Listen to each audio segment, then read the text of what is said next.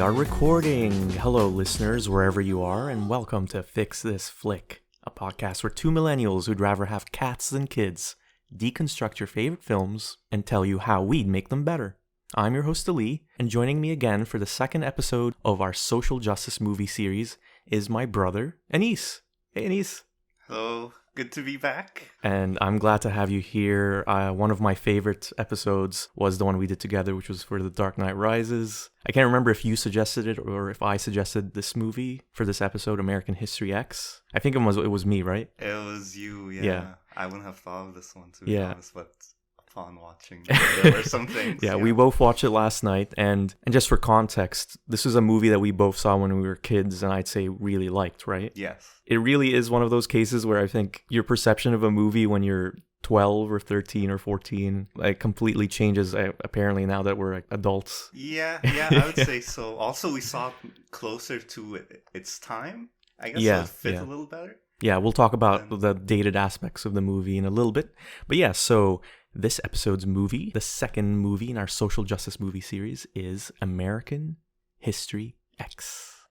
Look, I told you, I don't want you all coming up here to see me. I don't care what you told me, okay? I'm trying to get through this, and you're just making it harder. You think you're the only one doing time, Derek? You think I'm not in here with you? He was his mother's hope. He's gone. You don't know the world your children are living in. His father's legacy. It's everywhere I look now. What? This affirmative black shit. The white man marches on! See this? That means not welcome. And his brother's hero. I trust you, Derek. Drop your weapon! Drag now! All that anger. All that hate. Has anything you've done made your life better?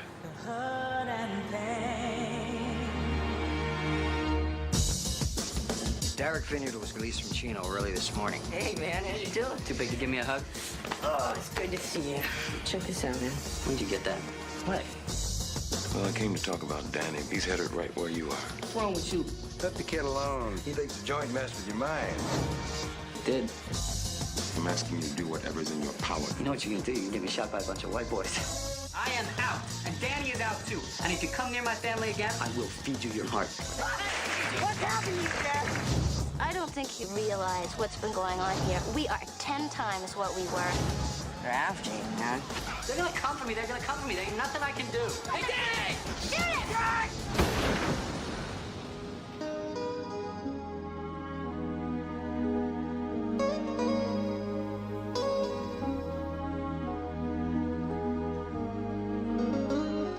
I love you, and you're my best friend.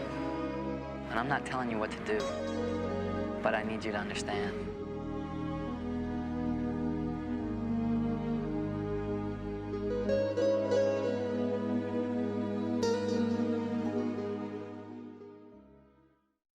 After spending the past 3 years in jail for killing two black people, white supremacist neo-Nazi Derek, played by Edward Norton, has seen the error of his ways. But he's released to find that his younger brother Danny, played by Edward Furlong, has fallen in with Derek's old crowd, led by white power gang leader Cameron Alexander, played by Stacy Keach. Still coping with the trauma of his time in jail, Derek desperately tries to undo the mistakes of his past and prevent Danny from following in his footsteps. Since its release in 1998, American History X has gone on to become one of the most acclaimed films that explore racism in the US today. It was also the breakout lead role for Edward Norton, who was nominated for an Oscar for his performance. Interestingly enough, though, despite its lofty reputation and rank of number 38 in IMDb's top 250, American History X had a troubled production. The film's director Tony Kaye publicly disowned the movie over disagreements over the final cut, which is rumored to have been edited extensively by Edward Norton himself. So yeah, we'll talk about what worked for us in American History X, what didn't work for us, and see if we can come up with ideas that could redeem the movie or at the very least make it better. And at the end, we'll pass our final judgment on whether the movie is fixable or damaged beyond repair. Obviously, before we get started, spoiler alert from here on out. So American History X is a pretty straightforward movie to kind of just lay out and explain. It follows this family, the Vineyard family. They live in Venice Beach in California, I believe. It's a family that has been troubled ever since the murder of the father. He was a fireman and he was murdered while trying to put out a fire in a black neighborhood. And that just sent Derek, played by Edward Norton, into the spiral of hatred, and he becomes a neo-Nazi white supremacist, gets the swastika tattoo on his chest, and there's an incident that happens where a couple of black people try robbing his house, and people he knew from a previous altercation when they were, you remember that basketball game scene? Yeah, they beat them in a basketball game for rights over the court, basically. Yeah, and so those black people went to get revenge, right? Yeah. I assume. So he kills them, and he goes to jail for that. 3 years later, he's had some traumatic experiences in jail, which we'll talk about when we discuss the ending of the movie. He finds that his younger brother, Danny, who's now 16, I think, has fallen in with the white power crowd. And the movie starts with him having written My Mein Kampf. So he just wrote about Adolf Hitler's book for a school essay, and that pisses off the black principal, Mr. Sweeney, who was an influence in Derek's life as well. The movie basically just explores how people become racist and destructive life path that leads people into. They do focus heavily on how it's like a kind of like a generational thing. It gets like passed down from like father to sibling to the other sibling. I think one of the first things the principal Sweeney says is about Danny is that he learned this shit and he can unlearn it as well. Yeah. And I think that's one of the messages of this movie, that this kind of racism doesn't just happen, it's taught. When you face some kind of traumatic incident like the murder of your father when he was just doing his job,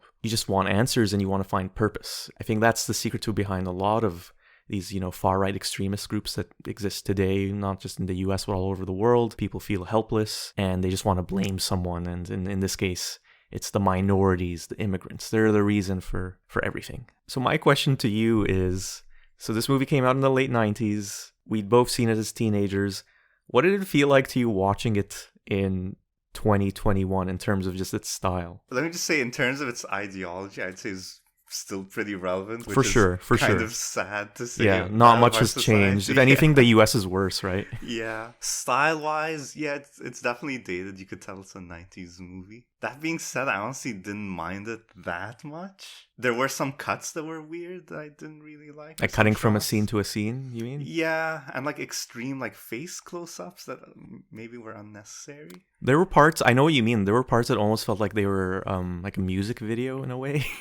Where just jumping quickly and the extreme close-ups. I agree with you. It didn't really bug me that much, especially when we were just like in a very immersive scene, and there are a few of those, which we'll discuss when we just talk about Edward Norton's performance, which I think we both agree he was pretty great in this movie. Yeah. So the thing is, though, the first thing I noticed was the music in this movie is very emotionally manipulative and melodramatic. Lots of classical music. There were a lot of scenes where that was just kind of thrown in with slow motion of things happening. I did like it sometimes. Famous scene from this movie, we talked briefly about how Derek murdered two black people who tried to rob his house. That scene features a very famous moment where the curb stomping scene.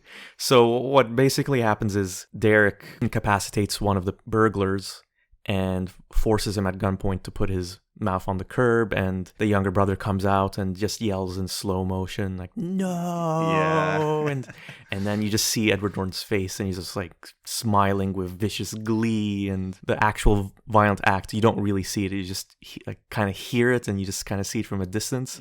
And then the melodramatic classical music happens, and so that worked for me. But the movie kept doing that over and over again for other scenes of just like water falling in slow motion. There's like a shower scene where Edward Norton's just showering in slow motion. Yeah, that's right. Yeah. Overused it a little bit. The worst one was actually, this doesn't really have anything to do like with a spoiler of the end yet, but do you remember there was this scene where it's like on a beach and there's birds flying and there's just like this classical music and things are happening in slow motion. That's there's the like kids scene, I think. There's kids running. Is it? I can't remember. I remember the movie opens that way, and while it was happening, I was thinking, did I choose the right movie? Like, what did I choose something else by accident? Yeah, it didn't seem to fit in with the rest of it.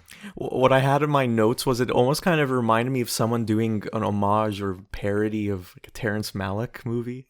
You know, or just like filming a tree for 10 minutes or whatever. Yeah. It just felt too much. Like I would have really toned that down. But the reason why I think the movie did that is because the plot is pretty threadbare. Like we kind of just already explained like half the movie already. And doing those little things, or I think trying to add some more significance and weight to it. What do you mean in the sense of like padding the time? In the sense of emotionally manipulating us to feel more about what we had just watched or witnessed. Early first fix for me is take out a lot of the slow-mo, take out a lot of the melodramatic music. I always feel like those kinds of things are crutches where they're doing it because the story or the characters aren't powerful enough. I just feel like the movie should rest on the story and the writing. That's kind of my whole thing. I've repeated a million times on this podcast. There's a time and place to use those things, and they just maybe took it a little bit too far. While we're on that, being a little nitpicky. Little nitpicky, I guess. Little nitpicky. There's a couple I kind of bothered me, not enough to ruin the experience or the movie, but there were some boring exposition bits in the beginning. It was mainly about the relationship between Derek and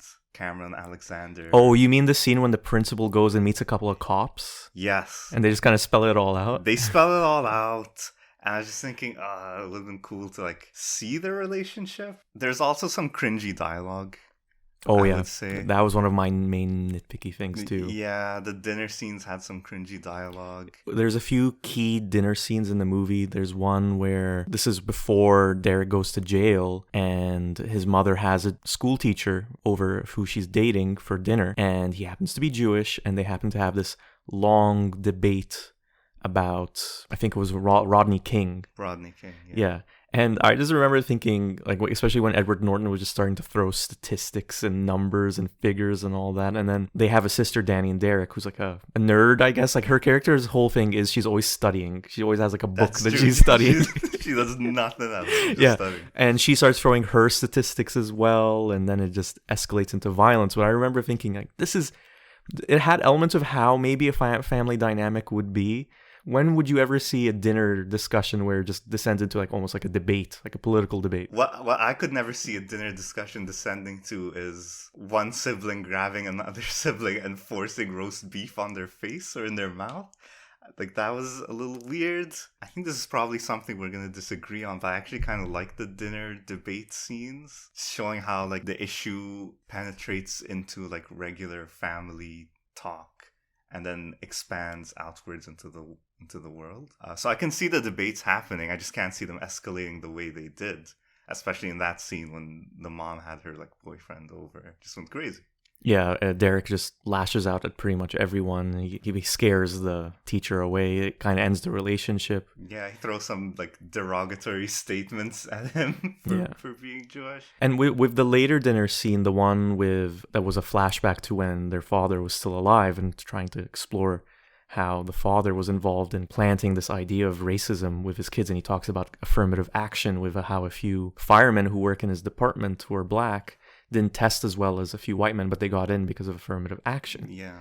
So I'm not disagreeing with you. I like how it showed that those discussions can happen, those debates can happen at the dinner table. I just wish that the dialogue and the way it was delivered was more better, organic. Yeah. This felt like too much like it was trying to be capturing everything in that issue and trying to fit it into a 2-minute scene, or like a 5-minute dinner scene. It felt like a screenwritten scene is what I mean. I would agree with that. Yeah. So I get it. Noble cause. I just wish the execution was a bit more organic. That would be my fix for that. I also have another fix to add on to that, actually. They start by showing everyone's points and ideologies, but they take the ideology, the idea that I guess they don't want the audience to go with. So as an example, the scene where the dad is talking about the quotas. The affirmative action quotas, The right? affirmative action quotas. I feel like he makes a good point in saying that if I'm in the field and I know that someone who's meant to have my back isn't as capable as someone else and only got it because of something not related to their ability to perform the job. Like, it's just an interesting point, and I think it's kind of valid. But then the movie blows it out of the realm of being accepted. Or when the dad just drops the N-word and is clearly just a blatant racist. Yes. So I feel like they kind of dodged actually delving more into those kind of points or those kind of ideologies that may be valid. Obviously, racism is not valid, but problems that having something like affirmative action can create. It's one of those things where movies and maybe even people just like in their everyday life, they want to simplify all kinds of issues where, yes, obviously racism is bad and is a problem, but the solutions to it aren't so straightforward and easy. It would have been, I agree with you, it would have been nice to be able to explore those issues in more detail, but as we're going to now talk about the ending, the movie doesn't really end up exploring much beyond just kind of like giving us a little taste of that, a little taste of this in a, I wouldn't say rushed kind of way, but like a superficial sort of way. So now we're kind of in the middle of the movie. Derek has been released from jail and he confronts all of his old friends, including the gang leader, Cameron Alexander, and tells him he doesn't want anything to do with this life. His brother is furious with him because, you know, he's been this role model. He's been kind of living this lifestyle for the past 3 years, and then only to find that his brother has completely rejected it. We find out that his brother was actually raped by other white supremacists in jail, and he also befriended a black person in jail who kind of sounds trite or like simplistic, but he saw that all black people aren't bad or something. Well, so it's a little bit more than that because the black guy, the black friend, protected him in jail. Yeah, that too. He had no real reason to other than he liked him. What he saw was he was betrayed by his own people, and he saw that they were kind of full of it. Like they weren't as committed to the cause as he was because they were working with other minorities in the jail. Yeah, other racial gangs, which he saw as a betrayal. In the end, it was a black man who protected him and saved him. So that all happens, and the brother finally understands, and I think they reach a point where, okay, we're going to leave this world behind us. And this is where we get to the point where I think the movie pissed me off. Because what happens in the end of the movie is they hint every now and then that there's some sort of potential looming threat against Derek's life. There, we hear talk about how the black gangs, you know, affiliated with the people he killed might be watching out for him. And we also hear about how, because he pissed off Cameron Alexander, that he might be after him as well. And so the end of the movie suddenly becomes this thing of, is he about to die? Is he about to die? And then it pulls a switcheroo twist at the end where it was actually Danny who dies. This is where the movie fails, I would say. So Danny, he had this minor confrontation in a bathroom, in his high school bathroom with a black kid. He didn't really do anything to him. He just kind of blew cigarette smoke in his face. Well, it's because the black kids were bullying a white kid, and he stepped in to kind of save the white kid. Yeah, and that's it. That's what I mean. That is it. And then that black kid comes back. We see him 1 or 2 times later on in the movie, and then the black kid comes at the end and kills him. He comes in the middle of the high school. Fucking shoots him in the same bathroom. In the bathroom, yeah. But I was kind of disappointed at how this movie was exploring all this stuff and then suddenly became this emotionally manipulative, let's kill the younger kid just to make it tragic. Shock value. For shock value, yeah. I would say it's not necessarily a bad thing. It's just kind of 2 things. One thing is I don't think it fit the structure of the movie. Maybe if they had started the movie with like a funeral scene, and we see the mother and the other siblings weeping, crying, but we don't know whose funeral it was. Yeah. So we know the whole time one of them is going to die, but we just don't know who it is. Instead, the movie is just this movie exploring all these things, and then it becomes this shock twist thing at the end. That's what I meant when I was talking about earlier, where it felt like they were doing all this stuff to compensate for them not knowing where to take the plot. One last thing before I turn it over to you that I wanted to say is that, did you notice how in just offhand dialogue it mentions that Cameron Alexander was beaten up by someone? Like it just mentioned off screen quickly, and then we just don't hear or see him again. Yeah. It felt to me that they didn't know how to end the movie that gives us satisfaction in resolving all of the issues that we were exploring, and so they decided, let's just kill the young brother, because that will just get audiences really moved, because then Edward Norton will really pay for what he did. Yeah, so a fix I would say I could suggest here is let this movie have a happy ending where Daniel learns from Derek, learns from changing his ways, and makes peace with the black guy instead of just being killed by him. That way it would have more of an impact that like both these characters learned something and made like some impactful change. What could also be an interesting thing to just kind of build on what you just said is, yes, have them patch things up, the 2 younger ones, but then one of the older gang members of friends of the black kid, who by the way is never named or anything. He's just the black kid, which I also kind of didn't like. He wasn't really a character. He was just someone to kill Danny. Anyway, if there was an older one who noticed that they were befriending each other, fixing things, and gets pissed off at that, then either kills Danny or Derek sacrifices himself to protect Danny. Okay, Yeah. Because I think the movie, what it wanted to do was it wanted Derek to suffer, to be punished for what he did, beyond just being, raped in jail. And it's not enough, apparently. Yeah. And so they figured that the younger brother dying would be the bigger punishment. But I would have liked the idea of where he sacrificed himself and atoned for his mistakes and then paved the way for this newer generation to grow from them. Yeah. Because the movie then just leaves you with, oh man, life is shit. Yeah, so what I felt was, okay, this is just perpetuating the same problem because the races are at war again. And I mean, I guess that is reflective of the reality of the world we live in. I guess, but you want this movie to I think this movie's trying to have a message of hope. That reminds me, because Principal Sweeney, after Danny presents this Mein Kampf paper, he assigns him a new paper where he just talks about how his brother's incarceration impacted him, to just analyze it. And the narration is at the very end is from the end of the essay, and where he just gives a quote he just throws on a quote from some famous person about racism or whatever. And what I wanted to ask you is, do you remember a single word from that quote at the end? No, not a single thing. I remember there was a quote, but that's as far as it goes. That's kind of how I felt like this movie. The end was just this flowery quote that's supposed to leave us with some greater meaning, because the actual ending didn't. Yeah. And it was very unsatisfying. And it's funny because also he threw in that quote just to have something to throw in, and that's what it felt like in the movie. They just threw in this quote. Like, there, we gave you your moral or your lesson. Yeah. And I wish they had done that with the story. I think something along the lines of the two ideas we had working together could have been interesting. So now that we're at the end of the movie, I just remember thinking after watching it last night was, there's so much more that I wish this movie had explored that it didn't. Yeah.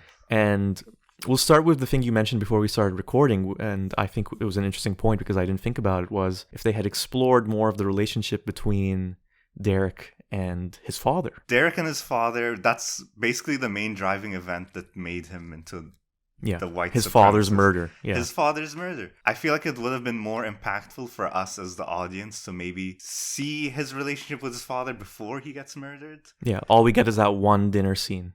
We got that one dinner scene way later in the movie. Way later, yeah. We get an interview after the fact with Derek where he's mad and rambling about minorities. But it would have been way more impactful for us if we had seen their relationship, liked their relationship, and then experienced the loss with Derek.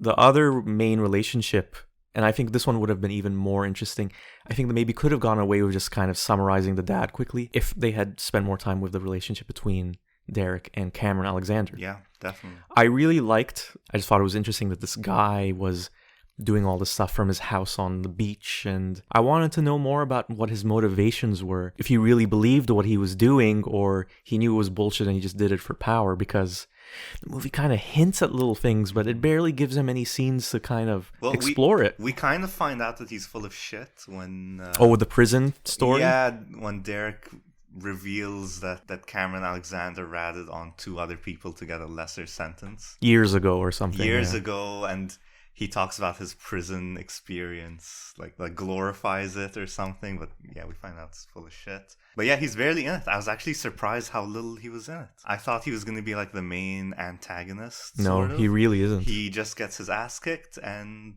we never see him again. As I mentioned earlier, we just hear that he got beaten up again off screen and he's in the hospital or something, and that's it. We never see him again. I think that was a missed opportunity. And the last one, and you could argue maybe the biggest one, is just the lack of story and things to happen with Danny. Yeah. Because, okay, here's another question for you. I thought at the beginning of the movie that there were 2 protagonists, Derek and Danny, and they were both of equal weight. But as the movie progresses, the movie becomes more about Derek, and we really don't get much from Danny beyond him just narrating Derek's life or just reacting to Derek, like when he finds out that Derek is no longer a white supremacist, basically. Daniel should have been more of a character in his own right, rather than this object that is just incredibly easily influenced. Like everyone has such an easy time influencing this kid. Which, okay, I guess he's a kid, but he has no agency. He doesn't do anything. He just gets pulled one way or the other. And the movie does start out giving you the impression that he's the main character because he's the first person you see. Yeah. He's the person you follow. But yeah, like you said, the more the movie goes on, the lesser his role becomes, and it just becomes all about Derek. And he dies as a way to punish Derek. Yeah. So he's just there to, again, as an accessory to Derek. When he's writing his essay, I think he says, when Danny's writing his essay, he says, when people look at me, they see Derek. And that's exactly what we get in the movie. It's just all about Derek. Yeah. As a fix to, I think, to, you know, kind of flesh out Danny's character a bit more. And I guess it would actually tie in nicely with our idea of maybe making Danny and the black teenager who kills him in the end become friends, or at least patch things up or something. I wish we had seen more of Danny's school life and what he was up to and the bad things he was doing, because we really only get that bathroom scene in the beginning where their rift is started and nothing else. And I suspect that maybe the movie did this because they didn't want us to demonize the kid too much. We don't really see him do anything racist. Like, he doesn't do any racist acts. He just talks about it. He talks. Yeah. That's all. I think they should have shown that more. It would have made it more believable that someone wanted to kill him. Yeah. Why did that kid want to kill him? It felt very excessive beyond, because he's involved with those gangs. Yeah. And it would have showed him be more of a character. An actual character. Yeah, he has this girlfriend. His Remember the girlfriend he has? And she's just this afterthought? She's just someone to cry in the scene where he dies. That's pretty much it. I'm realizing now as we're talking about this, a lot of our fixes would just pad the runtime so much. I don't really know what the solution for that one would be, because we haven't even talked about the prison part in terms of maybe we should have seen more of that as well, too. Yeah. So what would have been the answer? Like, make this a 4-hour movie, a two-parter? This is what we said for The Dark Knight Rises, too. Yeah. This is maybe, I'm just thinking of this one right now, this fix, much more dramatic one. Should they have gotten rid of one of the main protagonists and just focused on one of them? You mean like either Danny or Derek? Yes. How would that work, though? What if you did a thing where the first part of the movie would be like American History X1, Derek's story, and American History X Part 2, Danny's story, and they kind of overlap, and maybe you'd have the same scene, but you see it from the perspective of someone else, and that way you can fully explore Danny's life, his story, his interests, and how he perceived his brother, and then had that ending. You could end the movie the same way, I guess, maybe, but in the first part you see Derek and what he became and how he perceives his younger brother, and you spend more time with him in prison, you see more of his relationship with his dad, and you see more of his relationship with Cameron Alexander. That would fit. Volume 1, Volume 2. I kind of like that idea. Yeah, me too. It would definitely give more time to explore everything. That would have made this, even better, way better. If they could come back and just tell the same story in that kind of way, or maybe even as a mini series on Netflix or whatever, that could be pretty interesting. I've heard that there is some sort of sequel being made of it, or a movie that's supposed to be like that. I think it's called African History Y. Oh, for real? Yeah, for real. That's not a joke. I don't know more than that, to be honest. Okay. But yeah, I genuinely would be interested in seeing this 2-volume, 2-part version. And last thing I wanted to say is kind of tied to that is I would say this is the best movie that we've reviewed on the podcast, where I can't say that it was a good movie, but there's a lot of good things in it. I can see why it has this really highly rated reputation, because Edward Norton's just great in this. He plays off a hateable neo-Nazi at first, and then you kind of empathize with physicality too. Yeah. But he also can do the weak, like the weak side when he's just, completely torn down, and the trauma that he experienced in jail. And I really think that if it was another actor, a lot of the weaknesses of the story would have been more exposed. He gave me Fight Club vibes from it. Was Fight Club before or after? I think Fight Club was after. After, okay. Yeah. But yeah, really great performance. And I think that performance is the reason why the movie has such a high standing today. Yeah, I think so. No one else's performance stood out. The kid was okay. Yeah, it almost wasn't his fault. There's only so much you can do. As is often the case, it's the writing. Yeah. So I've seen all of your podcasts. I've heard all of them. This is definitely the best movie that's been reviewed. And first time you mentioned it, I might have said this before, but I was surprised that you chose this one. Just because my memory of it was that it was like really good. And I saw it again. It's still really good. I'd still say it's a good movie. But there was stuff to talk about, clearly. If we were then to do our final judgment, would you say this movie is fixable? Fine, just sure. it is. Oh, all right, It's fixable. It's definitely fixable. I agree. It is fixable. There's just like a lot of good stuff here. That great performance by Edward Norton. A lot of good ideas. I really liked some of the shots in the movie as much as I kind of crapped on the Terrence Malick overdrive ones. Yeah. One that I thought was really impactful was in the grocery store. There's a scene where a bunch of the skinheads just raid this grocery store led by Derek. One of them pours milk on one of the grocery store workers and says something like, "Oh, now you're going to be white. You're going to be up in the world." And something about that really impacted me because it was just so tragic and so upsetting and so cruel. Yeah. And it was very well done visually. A slow motion scene too. One of the few that worked. Oh, yeah. Yeah. On that note, another thing that worked for me in this movie was the use of the black and white.